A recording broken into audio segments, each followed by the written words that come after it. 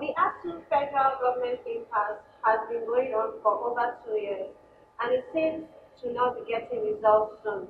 Do you think the government has been honest in their agreement with Asuu? This is a perennial issue that, as far back as 2009 or thereabout, when the late President Musa Yar'Adua was still alive, they had an agreement with ASU, and that agreement remains sacrosanct.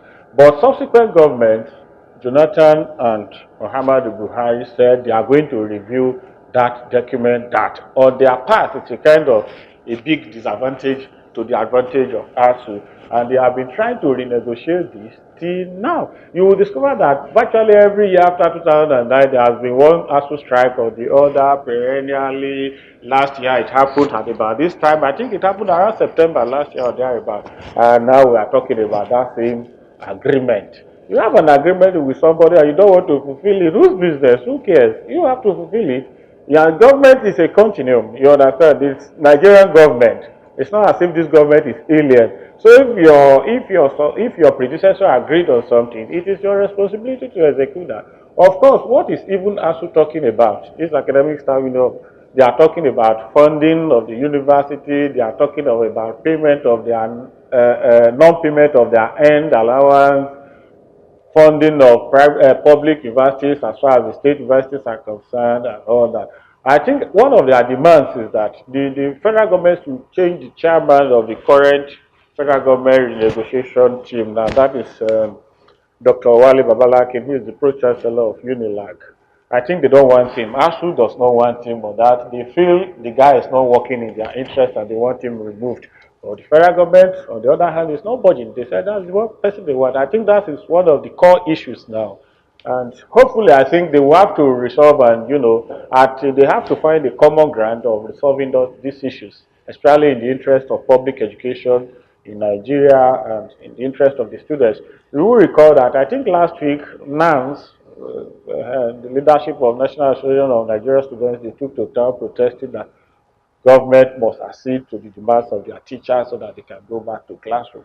Even if you stay 3 months in the university for a semester or thereabout, we still know how bad and decrepit our public education is. Let alone staying at home or strike and all that. By the time you go back, your brain is rusty and all that. ASU too has its own challenges, the lecturers and the rest. You fund them, you give some of them money for research, you see them buy cars, marry new wives and all that. You see them taking holidays.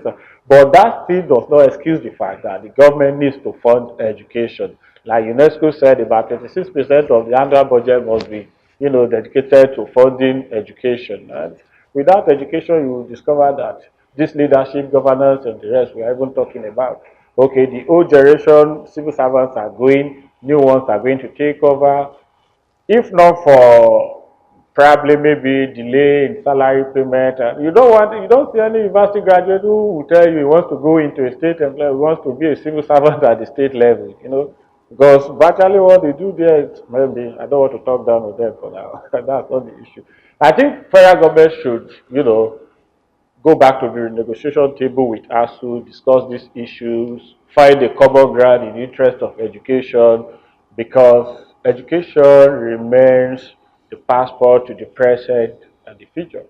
So if you can salvage it, then you say, keep telling these youth that future leaders, where's that leadership skill going to come from if you don't train them properly in the university? So that's the issue.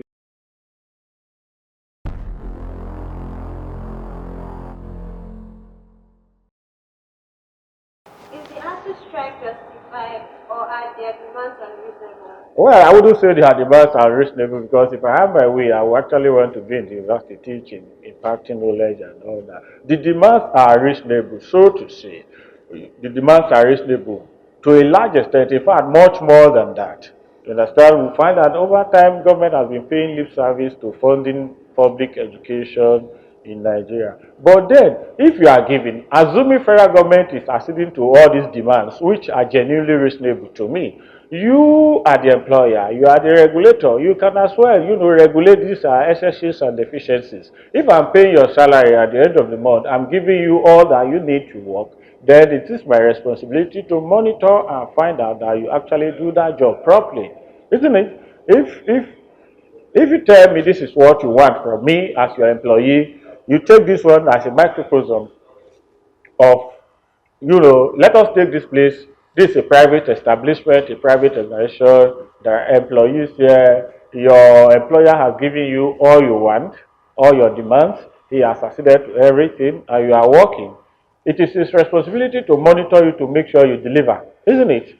So their demands are actually very reasonable. In fact, we want them to even demand more, but they too must do their job to the satisfaction of everybody, to the employer and the students too, and to the public. Because once public education or public university system is, decrepit, then it becomes very hard to turn out university graduates who are actually employable. You're talking about unemployment in Nigeria. Now, there are graduates of Nigerian universities who are actually not employable because they don't have the requisite set skills. And where are these skills going to come from? From the universities. If the universities are not properly funded, then you don't blame the teachers too. So that's my position on that.